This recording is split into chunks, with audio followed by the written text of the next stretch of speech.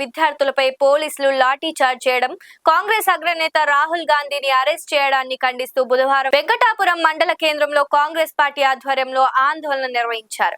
నిరసనలో భాగంగా కార్యకర్తలు ప్రధాని నరేంద్ర మోదీ దిష్టిబొమ్మను దహనం చేసి కేంద్ర ప్రభుత్వానికి వ్యతిరేకంగా నినాదాలు చేశారు. నీట్ పేపర్ లీక్ ఘటనకు నైతిక బాధ్యత వహిస్తూ కేంద్ర విద్యాశాఖ మంత్రి రాజీనామా చేయాలని వారు డిమాండ్ చేశారు. మండల కాంగ్రెస్ అధ్యక్షుడు సయ్యద్ హుస్సేన్ మాట్లాడుతూ శాంతియుతంగా ఆందోళన చేస్తున్న విద్యార్థులపై లాఠీ చార్జ్ చేయడం ప్రజాస్వామ్య విలువలకు విరుద్ధమని విమర్శించారు. ములుగు జిల్లా కాంగ్రెస్ ఉపాధ్యక్షుడు దనపనేని వెంకటేశ్వర్లు మాట్లాడుతూ విద్యార్థుల భవిష్యత్తుతో చెలగాటమాడిన కేంద్ర ప్రభుత్వం వెంటనే స్పందించి నీట్ పేపర్ లీక్ వ్యవహారంపై పారదర్శక విచారణ చేపట్టాలని కోరారు.